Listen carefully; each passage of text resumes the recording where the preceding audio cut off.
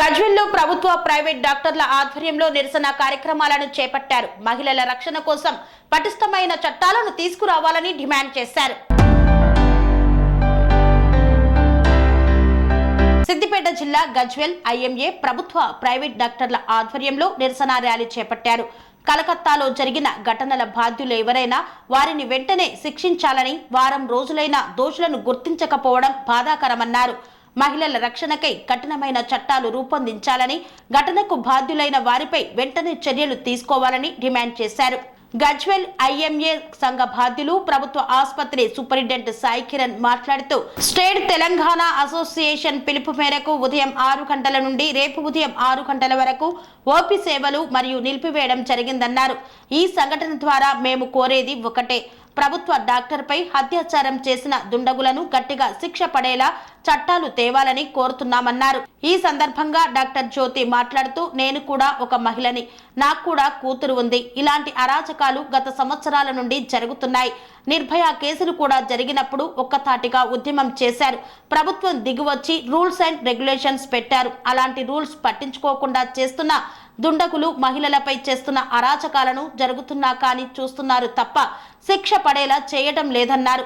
ఇలాంటి పరిస్థితులను చూస్తున్నాం కాబట్టి పటిష్టమైనటువంటి చట్టాలను తీసుకురావాలని కోరారు.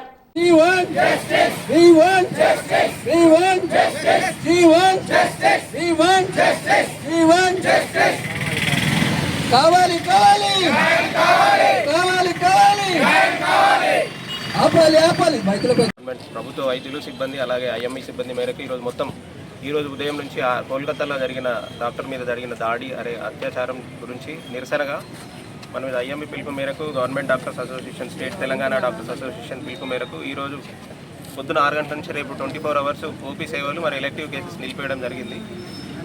ఈ సంఘటన గురించి ఆల్రెడీ అందరూ మాట్లాడారు. మేము గట్టిగా కోరేది ఏంటంటే, ఇప్పటికైనా ప్రభుత్వం ఇది డాక్టర్ హత్యగా కాకుండా ఒక మహిళ హత్యగా, మహిళల రక్షణ సంబంధించి దాని మీద చర్యలు గట్టిగా తీసుకోవాలని, ఆ చట్టాలను కూడా స్ట్రిక్ట్గా అమలు పరచాలని డిమాండ్ చేస్తూ, మళ్ళీ ఇదే ప్రొటెస్ట్ కూడా ఎక్కడ ఏమైనా జరిగినా అందరు మేడం కానీ సార్ గారు చెప్పినట్టు ఇది ఒక డాక్టర్ మీద కాకుండా ఒక మహిళ మీద ఎక్కడైనా ఎవరైనా అన్ని సంఘాలు ముందుకొచ్చి ఖండిస్తే దీన్ని ఇంకా ఉధృతం చేయగలుగుతాం, వెంటనే న్యాయం చేకూర్చిన వాళ్ళు అవుతాం. Thank you. మా కొలీగ్స్ మాట్లాడిన దాన్ని బట్టి మీకు పరిస్థితి సివియారిటీ బాగా అర్థమై ఉంటుంది. నేను ఒక మహిళను, నాకు ఒక 25 ఏళ్ల కూతురున్నది. ఇప్పుడు ఇవి ఇలా జరుగుతున్న అరాచకం గత కొన్ని సంవత్సరాల నుంచి జరుగుతుంది.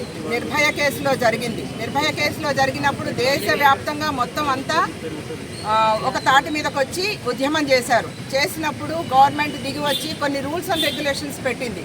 కానీ ఏమైనాయి లా ఏమైంది, రూల్స్ ఏమైనాయి, రెగ్యులేషన్స్ ఏమైనాయి అంటే మహిళల మీద అత్యాచారాలు జరుగుతున్నా కానీ అందరూ కళ్ళు మూసుకొని చూస్తున్నారే తప్పించి, మరి అంటే నిర్భయ కేసులో శిక్షించబడితే చాలా, తర్వాత ఇంకో అంటే ఇక్కడ ఉన్న అంటే మన పక్కన ఉన్న మహిళలకు రక్షణ లేదన్నట్టు అర్థమవుతుంది ఇప్పుడు పరిస్థితి చూస్తుంటే.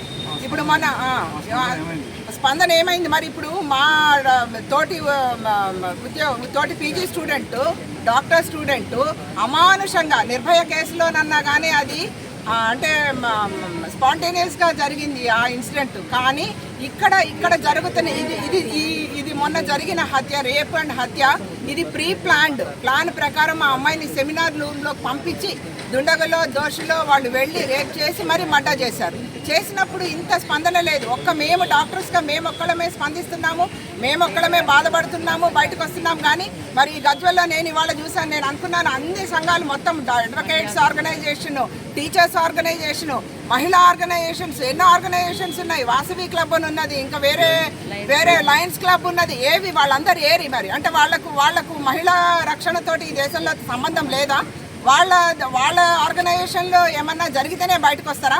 కాబట్టి నేను అనేది ఏంటంటే ప్రతి ఒక్కరు దీనిలో పాల్గొని దీన్ని ఉధృతం చేసి దీని దోషులను శిక్షించి మా మహిళలకు ఇంకా రక్షణ కావాలి. అంటే మేము కాదు, రాబోయే జనరేషన్స్ ఎన్నో ఉన్నాయి. ఇప్పుడు ఆడపిల్లల్ని బయటకు పంపించాలి, మెడిసిన్లో జాయిన్ చేయాలంటేనే భయపడే పరిస్థితి వస్తున్నది. ఇప్పుడు అలాంటి సిచ్యువేషన్ లేకుండా అందరూ ఆనందంగా ఆడపిల్లలు కూడా బయటకు వచ్చి చదువుకునే ఇది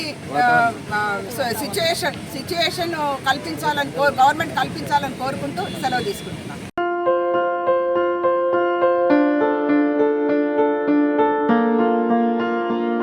సంస్కృతి సంప్రదాయం ప్రేమ ఆప్యాయత రాజసం ఉట్టిపడే వేడుకలకు అనువైన ప్రదేశం ఎంఎల్ఎన్ కన్వెన్షన్ హాల్. కని విని ఎరుగని రీతిలో జరిగే మీ ఇంటి కళ్యాణ వైభోగానికి అందమైన కళ్యాణ వేదిక MLN convention hall. MLN convention hall ప్రత్యేకతలు: సువిశాలమైన wedding halls, centralise AC banquet hall మరియు విశాలమైన డైనింగ్ హాల్, వధువరుల కోసం ప్రత్యేక ఏసీ మరియు నాన్ ఏసీ గదులు, నక్షత్రాల వెలుగులో పచ్చని పచ్చికపై పార్టీల కోసం అనువైన గార్డెన్. ఎంఎల్ఎన్ కన్వెన్షన్ లో సీసీటీవీ పర్యవేక్షణతో పూర్తి భద్రత. ఎక్స్పీరియన్స్ అండ్ ప్రొఫెషనల్ వర్కర్స్ గల అన్నపూర్ణ గ్రూప్ వారి సేవలు. 2000 వాహనాలు పార్కు చేసేందుకు సువిశాల పార్కింగ్ సౌకర్యం. మీ ఇంట జరిగే అన్ని శుభకార్యాలకు, పెళ్లి, reception, engagement, birthdays, get together, corporate events, ఏ ఇతర శుభకార్యాలకైనా అందమైన వేదిక ఎంఎల్ఎన్ కన్వెన్షన్ హాల్. బుకింగ్ కోసం సంప్రదించండి 7550438888 మరియు 7550428888. మా అడ్రస్ చీర్యాల లక్ష్మీ నరసింహస్వామి దేవాలయం ప్రక్కన, near outer ring road, Keesara junction, Cheeryal గ్రామం, మేడ్చల్ జిల్లా.